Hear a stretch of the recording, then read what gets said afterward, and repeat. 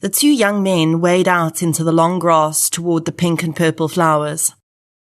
The only thing on their mind is how pretty the pews of their church are going to look, decorated by bunches of the blooms. At first, they think they've stumbled upon a bundle of clothes, but soon they realize their discovery is far more horrific than that. As they make it back to their aunt's car, out of breath and horror-stricken, they can only manage to gasp, call the police. This is True Crime South Africa. I'm Nicole Engelbrecht, and you're listening to episode 131, The Serial Crimes of Riaan Stander.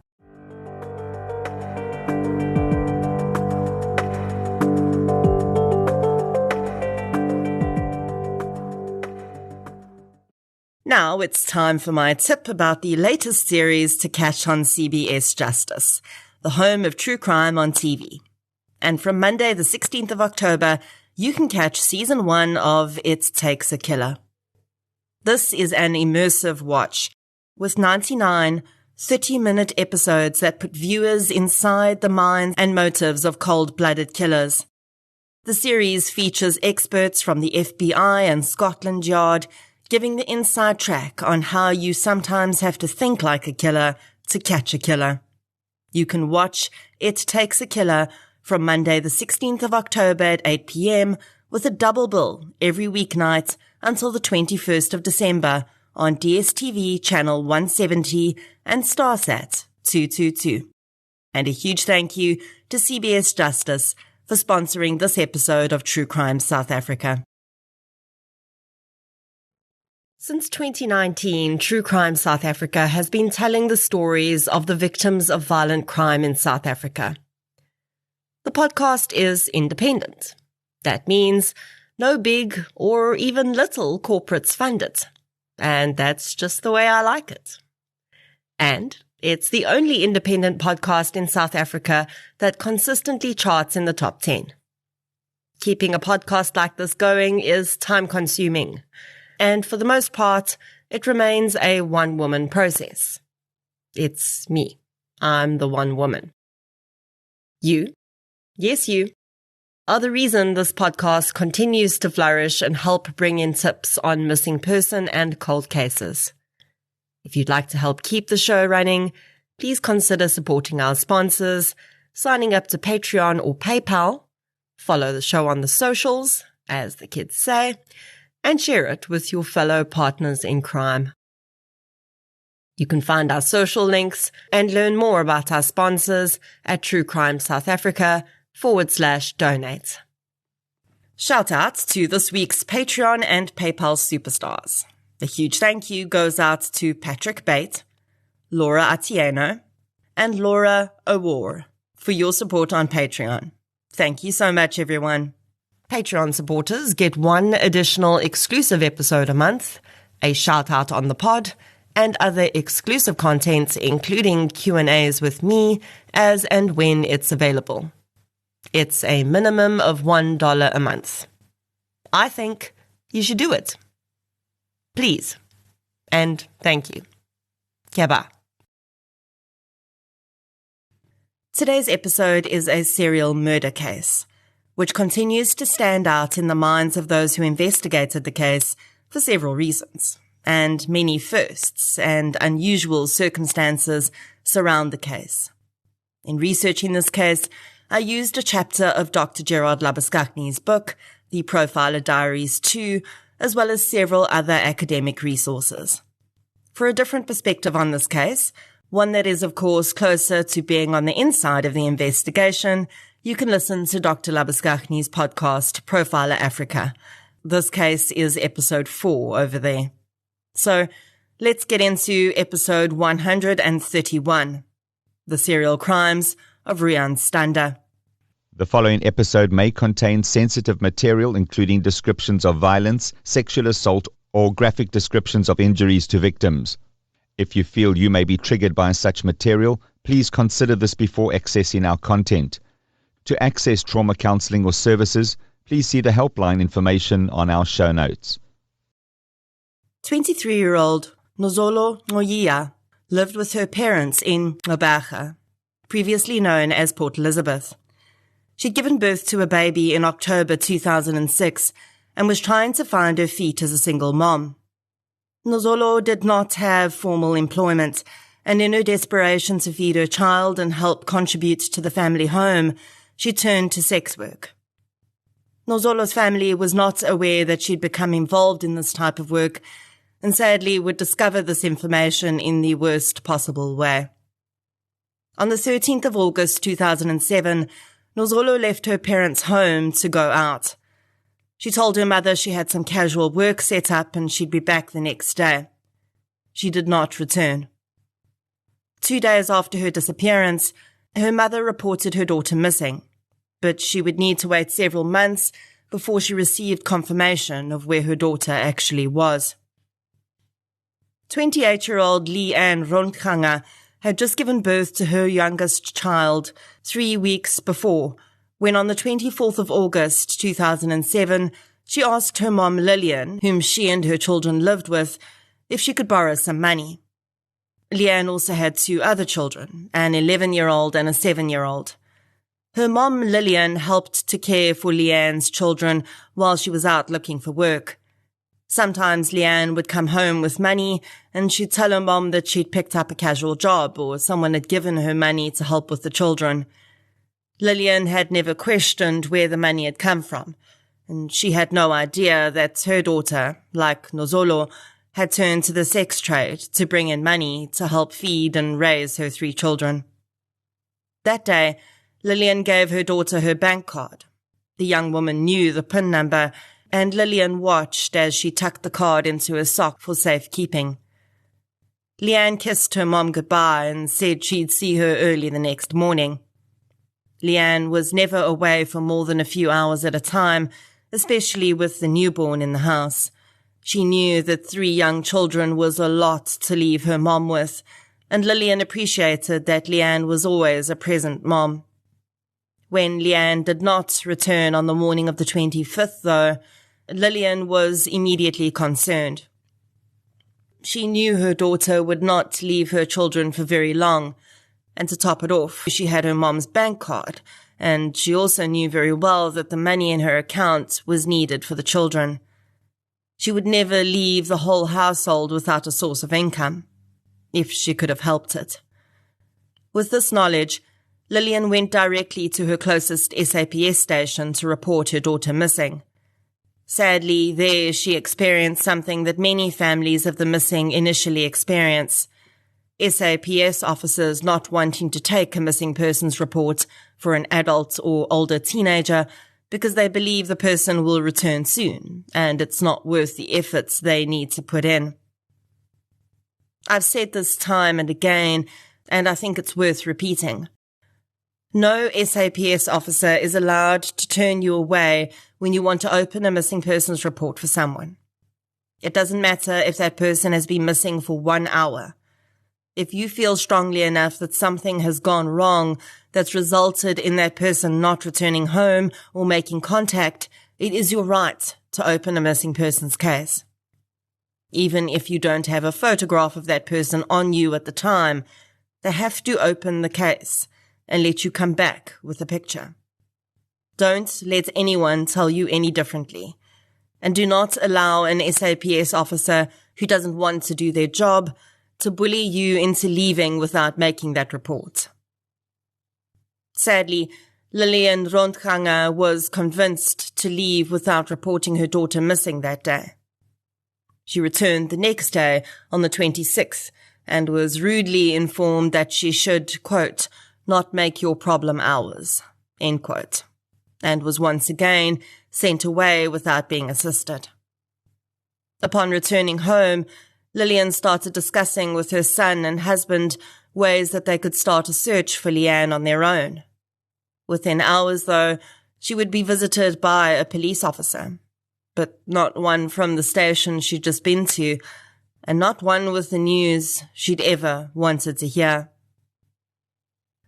On the 25th of August 2007, 2 young boys asked their aunt for a lift to a nature reserve area nearby to pick some of the beautiful pink and purple flowers that were blooming as spring arrived in Ngqeberha. Their aunt agreed and parked up along the road as the boys headed into the veldts that backed up along Carnoustie Road in Linkside, an upmarket area in Ngqeberha. The nature reserve area was fenced off from the backyards of the houses in Carnoustie Road by a razor wire fence. Backyards is a rather misleading term to use because really the land assigned to each home in the street stretched on much further than each resident actually used as their garden. As they walked, collecting flowers, what looked like a bundle of clothes caught their eye on the other side of the fence. The boys saw a black refuse bag and then clothing crumpled up, but then they saw skin and the bare buttocks of a female. To their horror, their eyes finally put the odd picture together, and they realized that they were looking at the body of a woman with a refuse bag over her head. The boys ran back to their aunt's car and told her what they'd seen, not wanting to cause a fuss if the boys were actually seeing something else, a mannequin maybe or a toy doll. She went to check for herself and was soon back at the car as horrified as her nephews. The call about the discovery of a body came into Mount Road SAPS soon after. Detective Inspector Dion Hanekom was one of the 2 detectives assigned to the station. He was a seasoned officer and regularly handled about 100 different dockets at one time on his own. He shared a vehicle with another detective at the station. When the call came in, he was surprised at the location. Linkside was a low-crime neighbourhood, and he couldn't remember the last time he'd had a violent crime case there. When Hanekom arrived at the scene, he immediately noticed that the body, although out of view of the houses down an embankment at the end of the garden, would have been clearly visible to anyone walking through the nature reserve area, which was a very common footpath for local residents. This meant that the body had surely not been there for much longer than 24 hours. The body also had not started to give off any offending smells, which also indicated the young woman's murder had been quite recent. There was absolutely no doubt that this was a murder, though, and likely sexually motivated, the detective believed, as he noticed the woman's pants were pulled down over her buttocks. Her panties were pulled up, but it didn't seem to the detective that the victim had done this because they were untidily placed.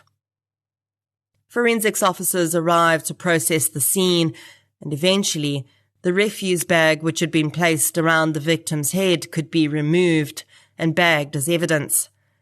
It was then very clear what had killed the victim. Her throat had been viciously cut through. Hanekom noticed that there was no blood on the scene or anywhere in the immediate area, and determined that this had not been where the young woman was murdered.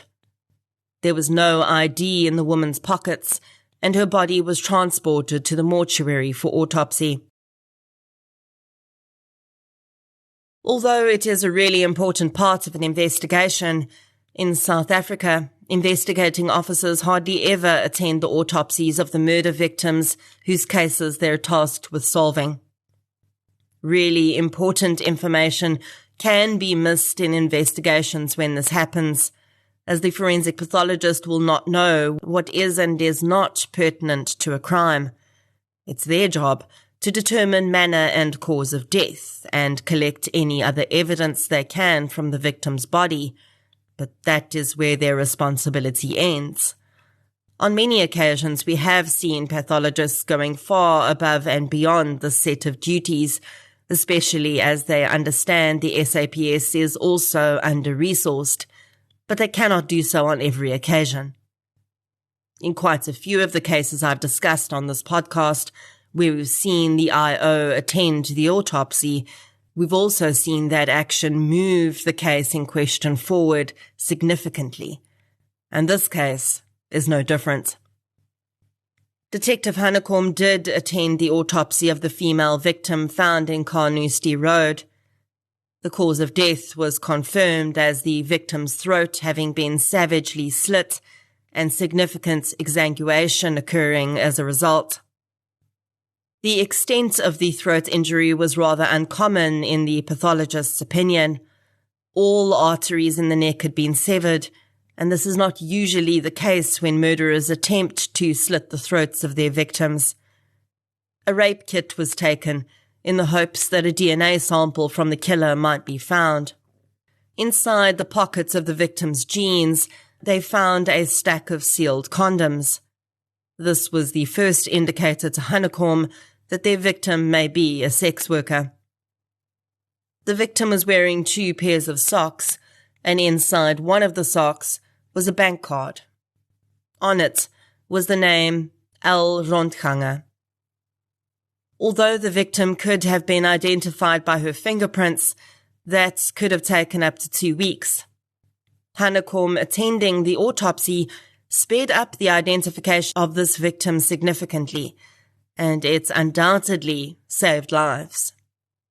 Hanekom went straight from the mortuary to the closest branch of the bank the ATM card came from, spoke to the branch manager, and asked for his help in identifying the person the card belonged to.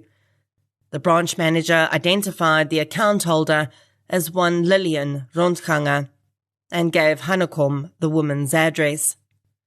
Lillian had just come home after being refused assistance by her own local police station when she was very surprised to see a strange man at her door who introduced himself as Detective Riaan Hanekom. When he held up the bank card in the clear SAPS evidence bag, Lillian's legs crumpled beneath her. Later that day, Leanne's brother Nigel would identify her body in the mortuary. The victim found in Carnoustie Road was Leanne Rondganger. Hanekom accepted that Leanne's family were not aware that she'd been working as a sex worker, but felt strongly that this was the case. So over the next few days, he took a photograph of Leanne he'd received from her mother and walked the streets of Gqeberha, trying to get the sex workers to assist him with his investigation. For the most part, none of the women wanted anything to do with him. He was a police officer, after all. Eventually, after reassuring them that he had no intention of making their lives difficult, he just wanted to solve Leanne's murder, some of the women agreed to assist. He was able to identify the man who'd acted as Leanne's pimp. The man told him that Leanne had usually worked from Govan-Mbeki Road. She had been working on the night of the 24th of August, but no one had seen who she'd left there with. While Hanekom was doing his best to chase down any available leads in Leanne's murder, back in Carnoustie Road, 2 men painting the house at number 30 made a gruesome discovery. The men had been painting the house for 2 days, and on the first day they noticed a strange smell coming from the long grass at the bottom of the yard, but they discovered a bag of dog feces hanging from a tree and assumed the smell was coming from there. On the second day, the 31st of August, the stench was even stronger, and when one of the men went deeper into the garden to use a tap to wash his paintbrushes, he saw something propped up against a nearby tree, and upon closer inspection, realized he was looking at the source of the offending smell. As soon as the men confirmed that they were indeed looking at a human body, they called the owner of the house, who then dialed 10111. Members of the flying squad unit attended the scene, and one officer who'd also been at the Leanne Rondganger scene quickly realized how close this body was to where hers had been found. The 2 victims were found just 432 meters apart from one another. The officer called Detective Hanekom to attend. Both bodies were found in an area which was essentially the backyard of the same house in Carnoustie Road. The area was not accessible to just anyone. The main gate was remote controlled, and the side gates required a key to unlock it.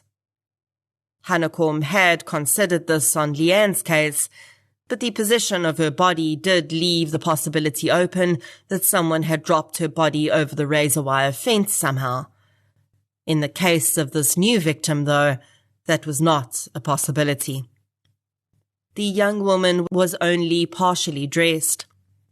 She was propped up against a tree in a sitting position, but her head was pushed down underneath her, so it was hidden from view. As forensic techs descended on the scene and the body could finally be moved, it became clear that this victim had an almost identical wound to Riaan Rondganger. Her throat had also been slit. This victim, though, as the significant scent of decomposition attested, had been there for longer than Riaan had. The victim also did not have any identification on her. Her jeans were around her ankles, and in her pocket were several condoms and a lip gloss. Although the identification of this victim would take far longer than Riaan, her palm prints would eventually come back from Home Affairs as belonging to Nozolo Ngoyiya. Nozolo's mom, who had already reported her missing on the 15th of August, was advised that her daughter was deceased. Due to the level of decomposition, a physical identification was not the best option, so a DNA test would 100% confirm Nozolo's identity.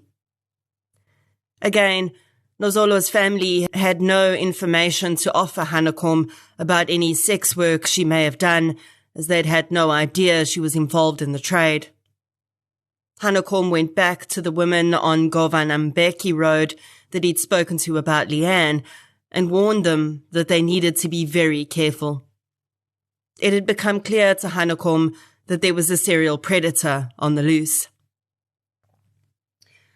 Dr. Gerard Labuskaghni was the head of the SAPS's investigative psychology unit for almost 16 years.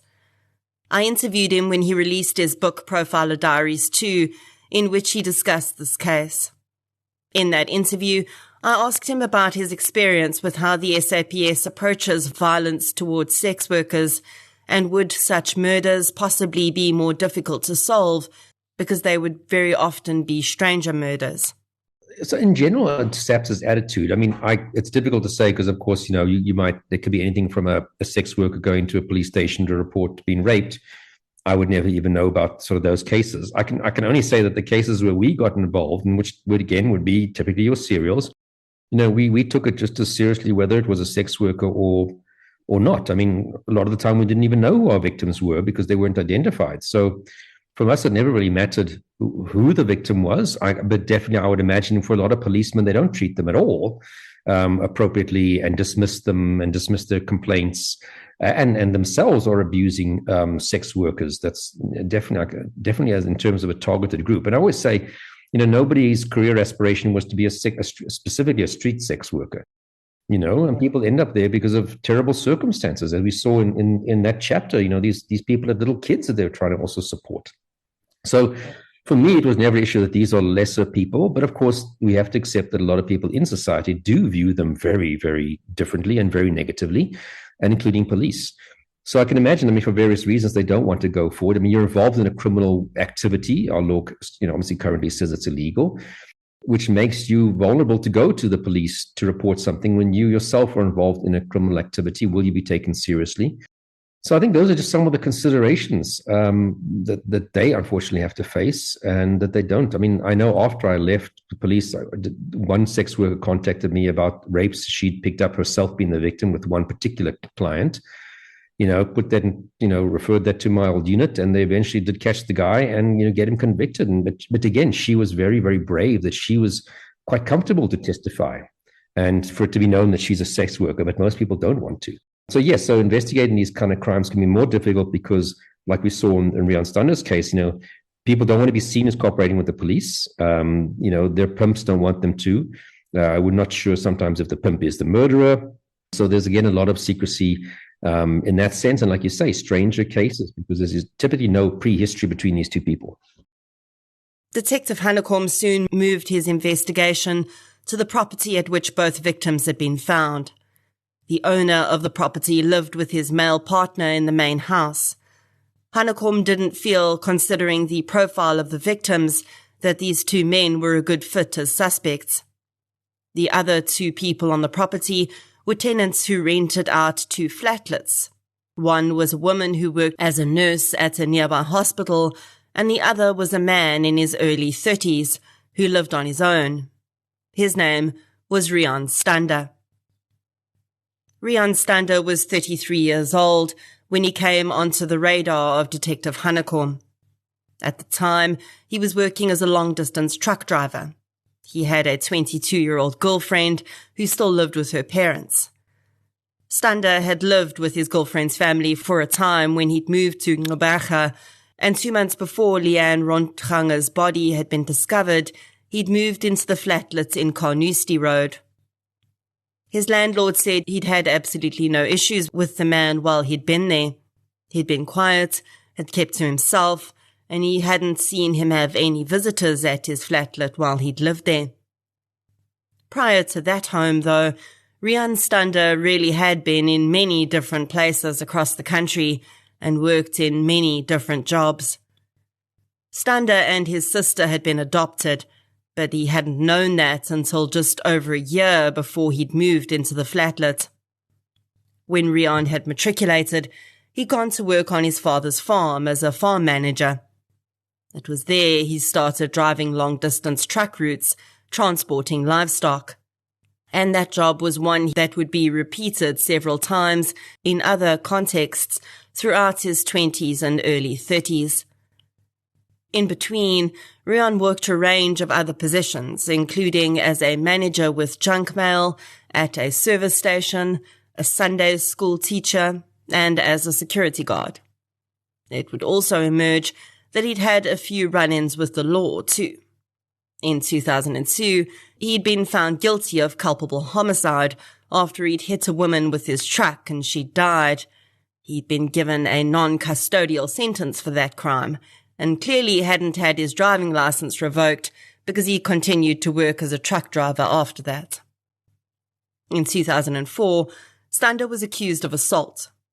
He went to trial and was found not guilty. Shortly before moving to Gqeberha, Stander had been working in Windhoek, Namibia, as a truck driver when he was charged with rape. He was allowed to leave Namibia while he awaited trial, and as at September 2007, that case had not moved forward at all. Hanekom found Stander to be a serious person of interest in both murders, and on the 13th of September, he asked him to come into the police station for an interview. Riaan Stander seemed to have no issue coming to the police station. He arrived there between 8 and 9 a.m. in the morning and soon settled into a chat with Dion Hanekom and another detective that Hanekom had asked to join him. His interview partner was strategically chosen. Derek Nosworthy had solved a few of Gqeberha's most infamous cases, including another series of murders for which Stuart Wilkin, also known as Boetieboer, was found guilty and sentenced to multiple life terms. Nosworthy had also attended training in serial offender and psychologically motivated crimes, so Hanekom felt he would be an asset to have in the interview. Stander seemed very relaxed, and soon launched into a rundown of his entire life from start to finish with the two officers. Dr. Labuschagne notes in his book that this is an ideal format to take when interviewing a suspect about a suspected psychologically motivated crime. It's far better to build rapport by letting the suspect tell you about themselves and finding common ground than to jump straight into the crimes. And this is exactly what the interviewing detectives did. But Stander was far more into it than they'd anticipated. And by 3 p.m. that afternoon, they hadn't even gotten around to mentioning the two murders yet. That in itself was a clue that they had their man. Because at no point that entire day did Stander ever ask why he was sitting in a police station talking to two detectives, or whether he was suspected of anything. I don't know about you, but that would be my first question before I shared my entire life story with them. Eventually, Hanekom decided he needed to get to the point and mentioned the two murdered women who'd been found on the land on which Riaan lived. The man's facial expression immediately changed, and he asked if he could use the toilet. Hanekom allowed him to do so, half expecting him to return and say he was not going to say anything more. But quite the opposite happened. Stander walked back into the room, his eyes filled with tears, and he asked Hanekom if he could speak to him alone. Nosworthy left the office, and Riaan Stander admitted that he, quote, picked them up and did it, end quote. Now, this was far from a solid confession, as that could really mean anything in the context, so Hanekom pushed for more detail. He wanted to get Stander to the point of admitting that he had murdered the women, but also knew very well that a suspect's confession could not be used against him, as in South African law, a suspect's confession to an investigating officer cannot be used as evidence. They must confess to a magistrate, and any pointings out must be done with an officer that is not affiliated to the case in any way.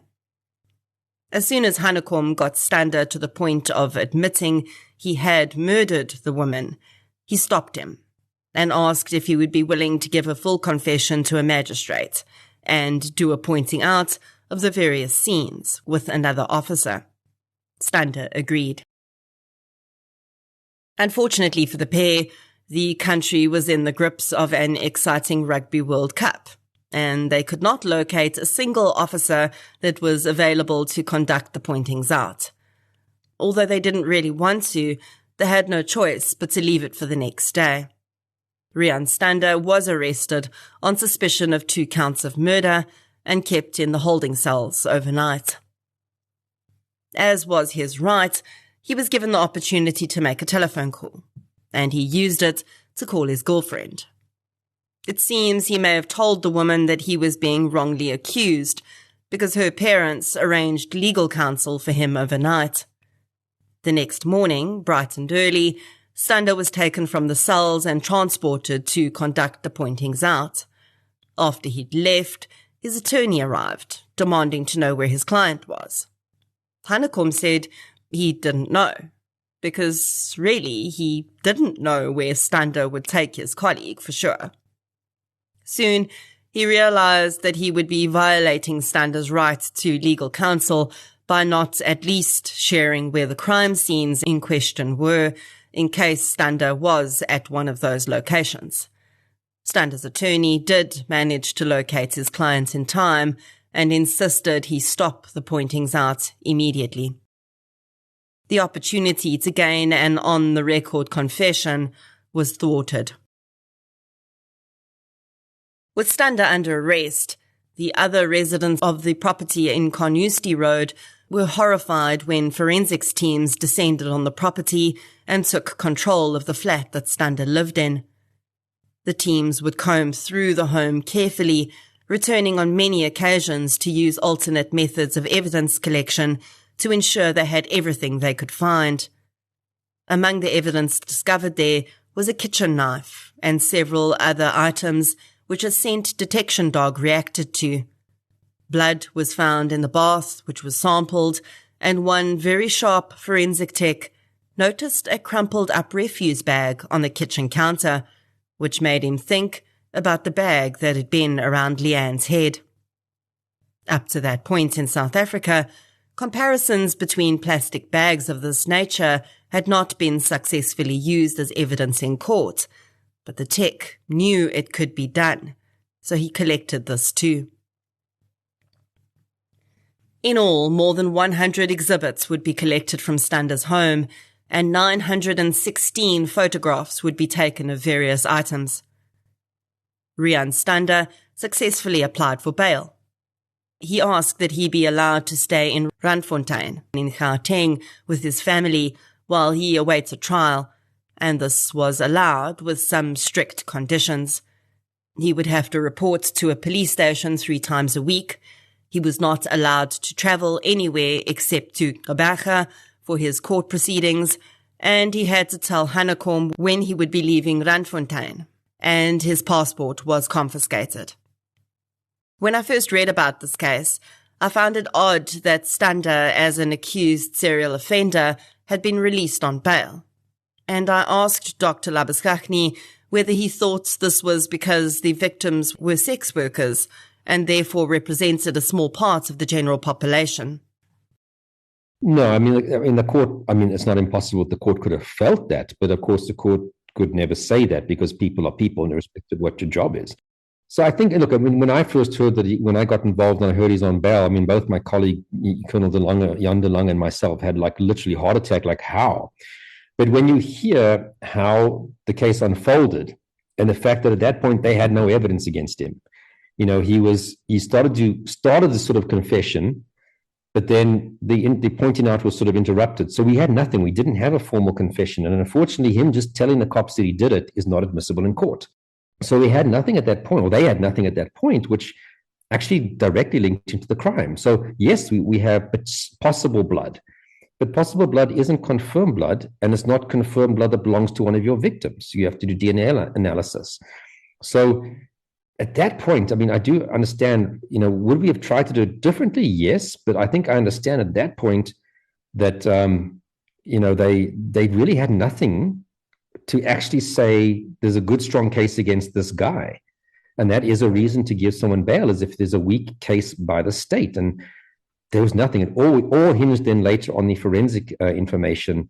Like I said, if they'd managed to get the pointing out done, that would have been definitely a clear tool to use to oppose bail. And in fact, it was even sort of quite gutsy of the prosecutor to agree to put the case on the roll for bail purposes, because the prosecutor could have said, look, there's nothing here. I'm going to withdraw this against this guy. And when you've got enough info, then come back to me for arrest warrant. But I think Dion Hanekom, the detective, who was really an amazing detective, said, no, he pushed it, convinced the prosecutor, because then at least we have bail conditions and we know where he's going to be. We know where he's not supposed to be. We know what he's supposed to be doing and what he's not supposed to be doing. And if he transgresses that, theoretically, you can pull that bail back in. Now, another reason I was concerned when I read that Stander was let out on bail was because we know from significant research and data that serial murderers do not stop offending. They may take breaks for various reasons, they may move hunting grounds, they may change modus operandi. But unless they're in prison, dead, or otherwise incapable of offending for a physical reason, like we saw with the Golden State Killer, Joseph D'Angelo in the US, who stopped offending only because he became too old and weakened to overpower his victims, by his own admission, they do not stop. This was a concern for the SAPS when Stander was released, and Dr. Labuschagne actually became involved with this investigation because there were other series in South Africa and Namibia that fit Stander's patterns that he thought might be linked. Hanekom also ensured that he and Randfontein police kept a close eye on any murders committed in that area while Stander was there. But his DNA was compared to the unsolved series, and he was found not to have been the perpetrator in those crimes. In all, Stander would be out on bail in Randfontein for almost 3 years, and yet he managed not to reoffend, at least in terms of murder. And I had to ask Dr. Labuschagne how he thought that was possible. Look, we do say these guys typically carry on until they're, stuck in jail. But at the same time, they're not idiots. They know that the world is watching, that their family is watching, maybe the local police, etc., is keeping tabs on them. And if bodies start to pop up, they're going to be suspect number one. So, they're not stupid. But yes, you do wonder what was happening with that urge. Did he try and satisfy it in other ways? In fantasy world, in sort of masturbatory stuff. But maybe he did pick up sex workers, do something to them, maybe not necessarily kill them. We don't know. But nothing, we could never ever link anything else I mean, we had old series in that general area because he came up to Gauteng for his bail. He had to come back to his parents. I think it was to stay with his parents. And if we were looking into him then for being responsible for some older other series in those areas, but it was never DNA linked to any of those. Even after Stander was released on bail and awaiting trial, the investigation continued. It took a really long time for DNA results to come back, but the results did tie all of the blood found at the scene to Riaan Rondganger. The knife in the kitchen drawer that the scent dog had reacted to had, quite amazingly, not yielded any traces of blood on the outside. But, considering it could have been the murder weapon, Tex opened it up and found traces of Riaan's blood inside the casing of the knife handle. It also emerged that this knife had been a gift from Stander's girlfriend when he moved into his new home. Although all signs pointed to Riaan's killer also being Nozolo's killer, there was no physical evidence that could tie her to Riaan Stander, and prosecutors and investigators realized that this was problematic for several reasons. Firstly, they wanted to get justice for Nozolo, as much as for Riaan and their families, but it was also vital to ensure that they could prove that Stander was a serial predator and not a one-off killer. If they only prosecuted him for Riaan's murder, he could argue that he'd simply snapped and murdered the young woman and that he could be rehabilitated. Given the right defense, he might well get off with less than a life sentence. That, everyone involved knew, would be a death sentence for many other women in the future. It was clear that Riaan Stander had been caught at the very beginning of what would have been a brutal and unending series of murders. Given how much he travelled and his job as a long-distance truck driver, he may well have continued committing crimes across the country and not been caught for a very long time. It was imperative to prove he was an unrehabilitatable serial predator who had to be imprisoned for the rest of his life and very carefully considered, if ever, for parole. It was at this point that the prosecutor in the case contacted the IPU and asked Dr. Labuskaghni to put together a linkage analysis. A linkage analysis is a tool that can be used to show that the same perpetrator committed a series of crimes because of the similarity of geography, modus operandi, victimology, cause of death, and other factors. The linkage analysis links crimes to one another. It doesn't hazard a guess or make determinations about who might have committed the crimes. The prosecutor's job is to tie the accused without a doubt to at least one of the crimes, and the linkage analysis is submitted into evidence through testimony to then show that if the court finds the accused guilty of that one crime, then they are also, as a result, guilty of all. While evidence was being processed and prepared, an incredibly rare comparison was made in the SAPS laboratory. The refuse bag that had been placed over Riaan's head was compared in the lab to the bag taken from Stander's house. The bags were of the type that are on a roll and perforated. The process used to manufacture these bags means that as the plastic runs through the machine, it is stretched and pulled by rollers, and each of those rollers produces specific striations in the plastic. If you go into your kitchen and pull out a roll of refuse bags like this, hold it up to the light at the right angle, and you'll see these striations that continue on from bag to bag through the perforations. We can see how those marks match up just by eye, but lab techs took it a few steps further. Techs used the same principles to compare these bags that they used to compare bullets, to prove that they came from a specific gun. Amazingly, they were able to prove that the bag found in Stander's kitchen was not just from the same roll as the bag on Riaan's body, but it was the very next bag on the roll. Although Stander did not reoffend in terms of murder while he was out on bail, he did behave in a way that's almost got his bail retracted. Stander began to sexually harass one of the female officers at Randfontein SAPS, where he had to report 3 times a week. The situation became so serious that he started following the woman and even left a teddy bear in her garden. Hanekom contacted Stander and warned him that if he did not leave the officer alone, he was going to be rearrested and he would remain in jail until his trial started. I found this behavior to be interesting because I pictured him almost as a pressure cooker, whose pressure was building up inside minutes by minutes over the 3 years he spent out on bail.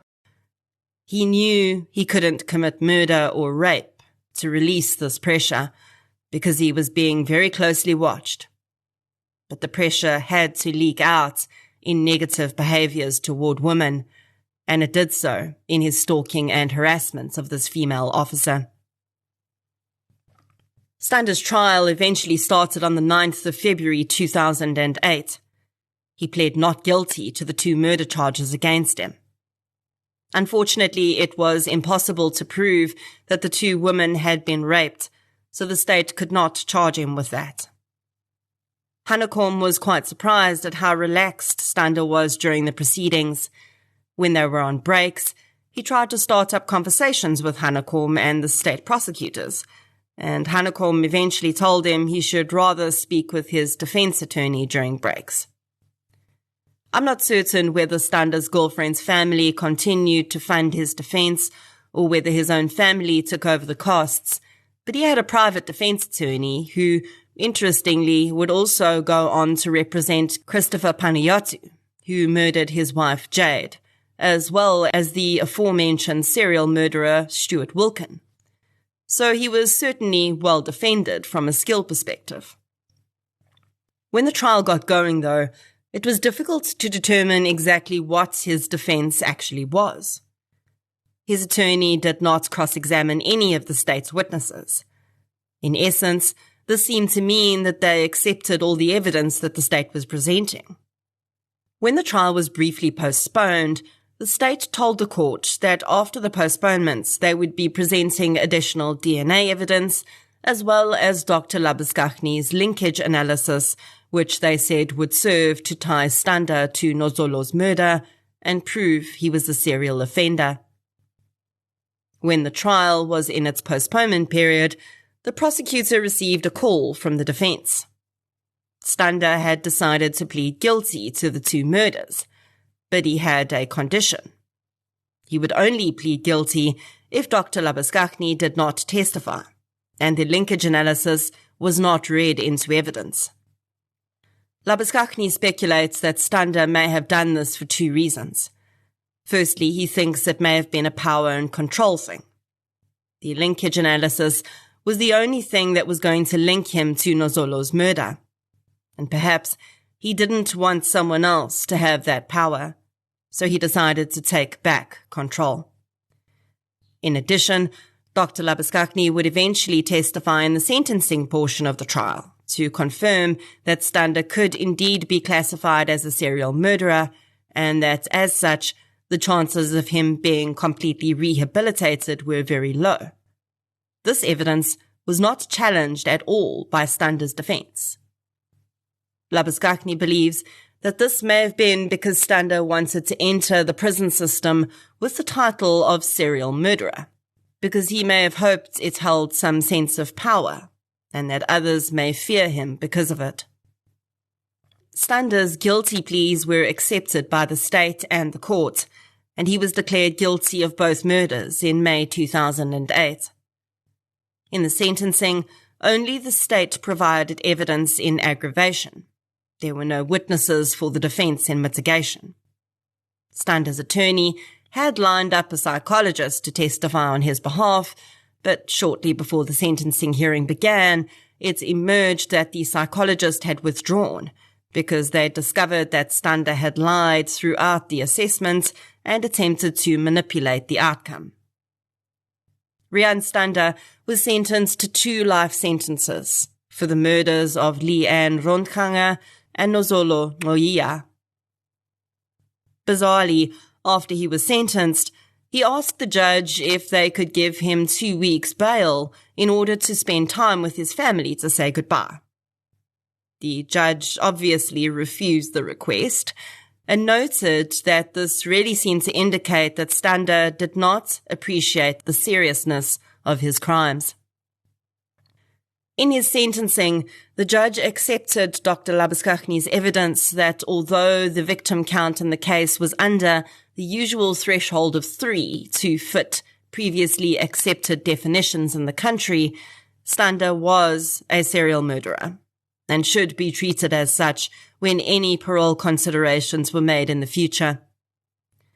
The ruling in this case was, of course, most importantly, justice for the 2 victims and their families, but it also set a few important precedents for future such cases.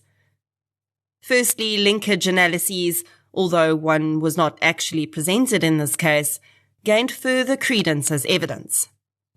Clearly, the defense understood the gravity of such a tool for their client. Secondly, it was the first time that the striation evidence in plastic bags was used in South African courts, which, although probably a rare possibility in future cases, is yet another tool in the bag, pardon the pun, of forensic technicians. And I also think it's pretty cool from a forensics perspective.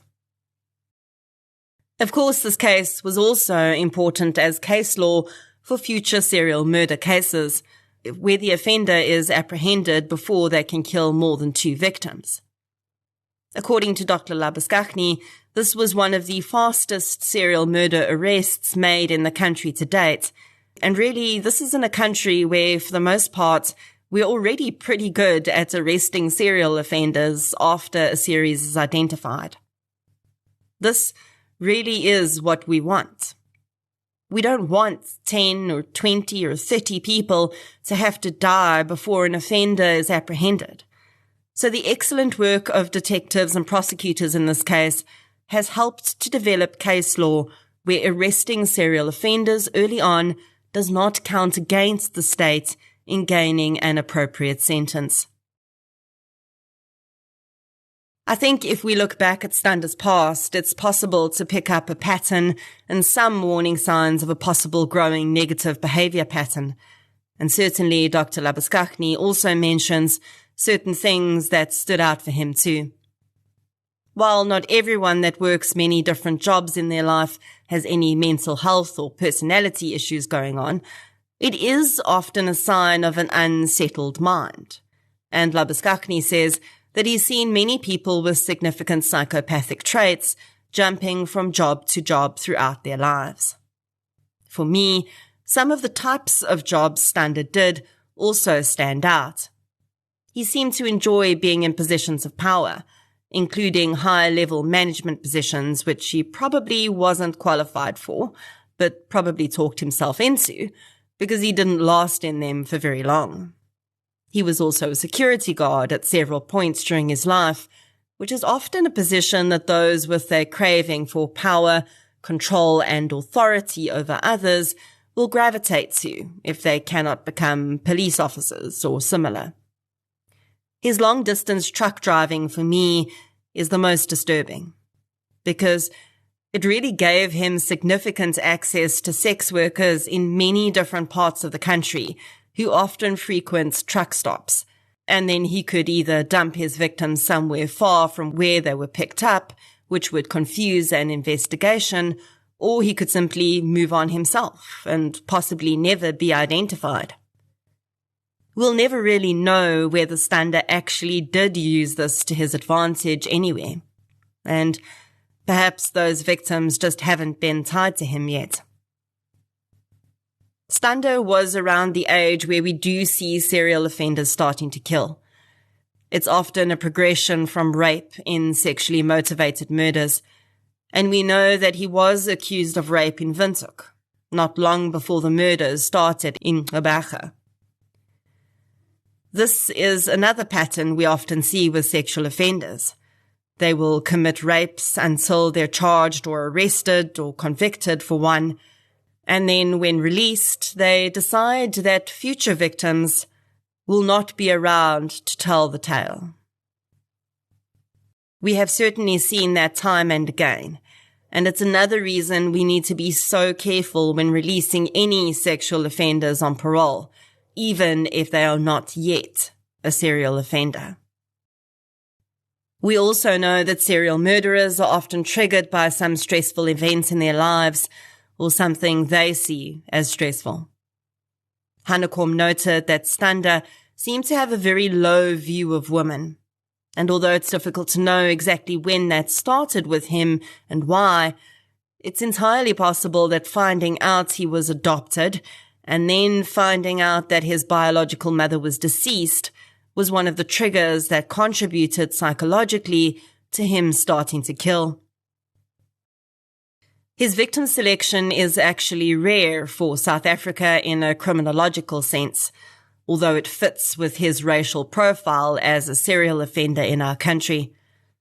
Although in other countries, sex workers are some of the most frequently selected victims for serial murderers because they are vulnerable, in South Africa, as I've mentioned before, we have such a large population of vulnerable people for many other reasons, poverty, unemployment, etc., that sadly serial murderers here have a much greater pool of vulnerable people to pick from.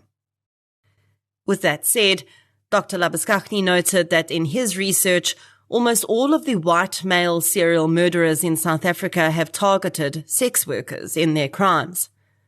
Of course, we don't know exactly why this is, but I do wonder if it's a scar from our own past racial segregation in this country, where under ordinary circumstances, females of colour would be more wary of white males than males of their own race, unless they're in the sex trade, when these men would then essentially be their clients, and they would go with them willingly, at least at first, to conduct a transaction.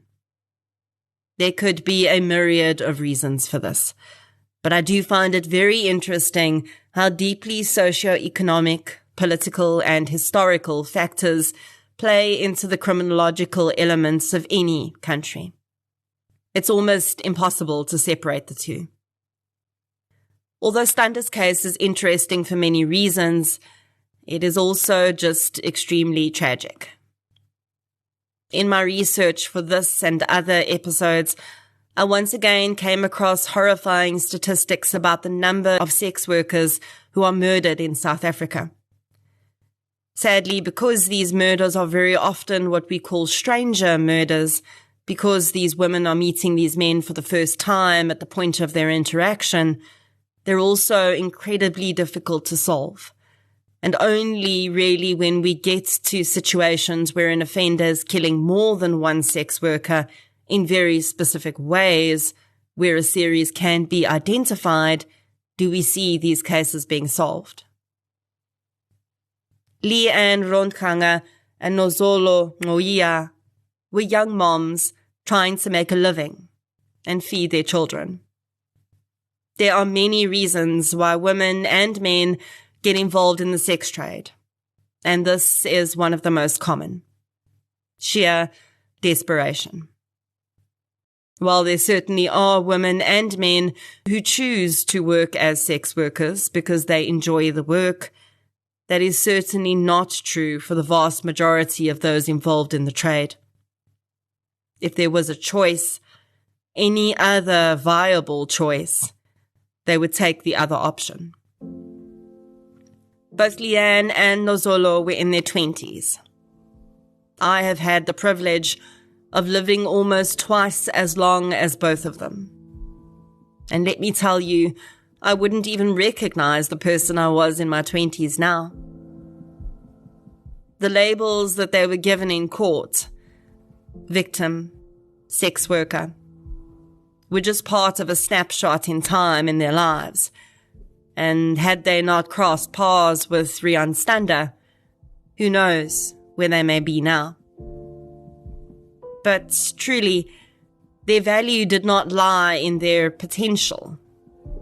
It didn't lie in the possibility that they may be able to one day work a job that society didn't frown upon, because society wasn't feeding their kids.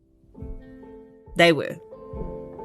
Riaan and Nozolo's value as human beings was inherent from the day they were born to their own mothers, who would have also had to lay them to rest for the last time. Their value did not increase or decrease based on what they did to earn money or even any of the other roles they may have played. They were just valuable, as Riaan and Nozolo. And as far as value to the world goes, theirs far outweighs, at least in my mind, the man who decided that they were dispensable for his own pleasure. Riaan Rondganga, Nozolo Ngiyia, rest gently.